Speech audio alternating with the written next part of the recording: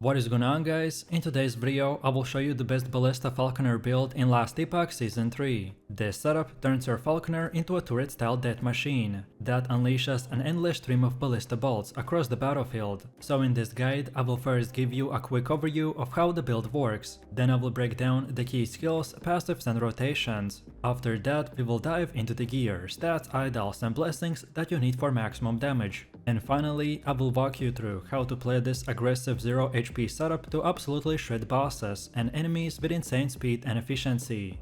Also, if you're interested in buying other PC or console games with 50 or 70% discount, then check out Instant Gaming. For example, I want to buy Elden Ring, so we just click on Add to Cart, then click Pay, then input our details and pay. After payment is complete, we will receive activation key, then copy and paste the key in, and it's that simple. So what are you waiting for? Click my link description and check out Instant Gaming for yourself.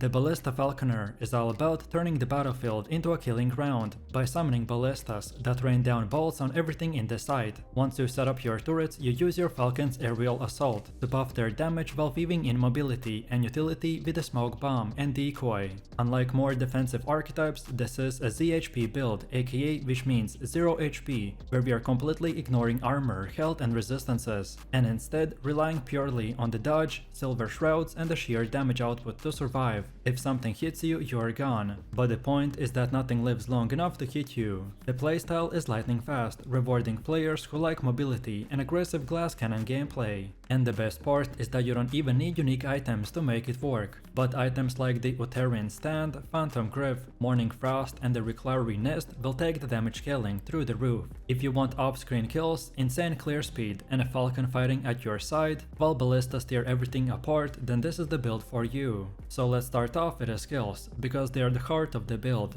Ballista is the core of your damage. Every summon fires rapidly at the enemies and scales up your own stats thanks to nodes like the perfect aim, shared enhancements and the contaminating shots. Efficient construction reduces the mana cost, so you can spam ballistas without running dry. And Elixir of the Construction plus the Care package will tie ballistas damage directly to the poison use, which synergizes beautifully with the experimental mana on the potion use gear. Next we have Aerial Assault. Not only this is your mobility skill, but through the Tactician node it empowers your ballista with huge buffs every time that you leap across the battlefield. Cooldown recovery is key here to keep the uptime nearly permanent, and with nodes like the Healing Gust and Refreshing Resolve, you even recover health and mana while zipping around. Combined with experimental minions transported with the traversal skills on your boots, and Aerial Assault will let you reposition your ballistas mid-fight for insane efficiency. Then third is the Smoke Bomb, which doubles as both as a movement tool and one of your best defensive layers. Escape Tactics node will provide invulnerability frames, then Moonlight Bomb and the Cleansing Steam will give you Silver Shrouds, a cleanse, and Rapid Concealment will add stacks of the Dash Shroud for more dodge and the Glancing Blow chance. This is the skill that saves you when the enemies actually manage to telegraph and attack through the chaos. Then we go Decoy, which works as your panic button. Dropping a decoy will taunt enemies and give you a breathing room. And with a lasting presence, it stays active longer to keep the enemies distracted. It also grants temporary buffs while active, letting you focus on the damage during the window of safety. And finally the falconry itself. Your falcon supports you by applying elements with the rending talents, and even fearing enemies with the rightful feathers. It also buffs your ballistas passively, and when combined with the aerial assault, the synergy is incredible.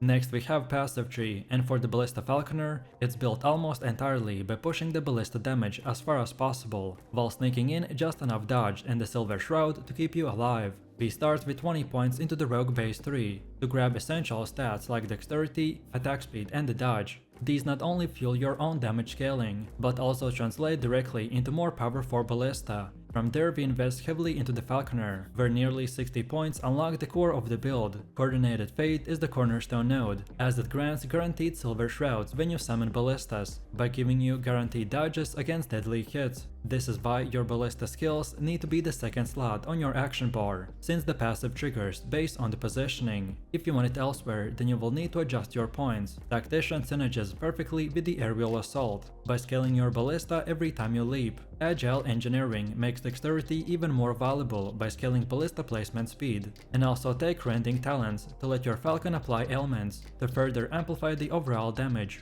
We then go into the marksman with about 27 points to pick up critical strike chance, crit multiplier, and utility nodes that also apply ballista, since perfect aim will share your stats with the turrets, so every ounce of the crit scaling you invest into yourself will push ballista even higher. Finally, we spend about 9 points into the Blade Dancer, which will give you extra mobility and some dodge scaling by helping your survivability in the ZHP setup. The overall tree is designed to do one thing: maximize your turret power, while making sure that you have guaranteed dodge windows to survive otherwise the lethal boss mechanics. Then for gear, the main priority is stacking dexterity and intelligence. Dexterity is king here by boosting ballista damage, scaling placement speed, and with the Morning Frost boots adding the flat cold damage per point. Intelligence is almost as strong by multiplying your ballista through the aerial assault tactician node. Uterine stand is the most important unique here, as it gives you extra ballistas and attack speed. Morning Frost converts all of the dexterity into the raw damage, and Phantom Grip pushes the crit chance high enough that your turrets rarely miss a crit.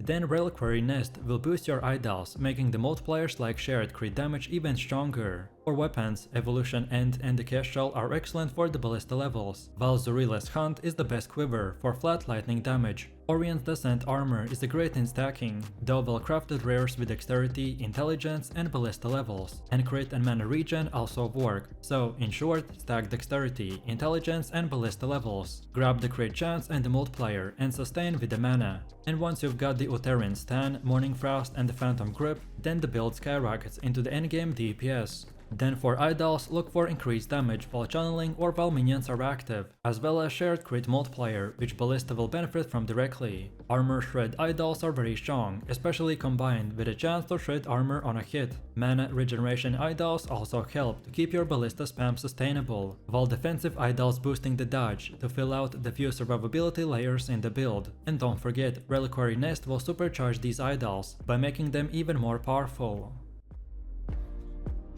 And when it comes to blessings, we're stacking as much raw damage and consistency as possible, while shoring up our few defensive layers. Grand Emptiness of Ash is the top priority, giving us a massive boost to the critical strike multiplier, and it's perfect since both of our stats and ballista will benefit directly. Next, the Grand Man of the Sea Titan will supply plenty of the flat strength and resistances, helping to cover defensive gaps, while also feeding a bit of the extra scaling into the ballista. Then for survivability, the Grand Survival of the Might is a strong pickup, adding a chunk of critical strike avoidance and extra defenses, which pairs nicely with our dodge heavy setup. Then we take Grand Fury of the North, giving a huge chunk of increased cold damage that directly applies the flat cold damage from the Morning Frost and dexterity stacking. And finally, the Grand Spirit of Command rounds everything out with the global minion damage that scales perfectly with our ballista, letting them hit even harder. And now lastly for gameplay and rotation. For mapping, the plan is to summon ballistas constantly at a sustainable pace, making sure you have enough mana regen to keep them coming. Use Aerial Assault to both buff your ballistas and reposition them mid-fight, while teleporting several with you thanks to your boots affixes. Smoke Bomb is your get out of jail card, so use it often to move quickly and stack Silver Shrouds for the guaranteed dodges.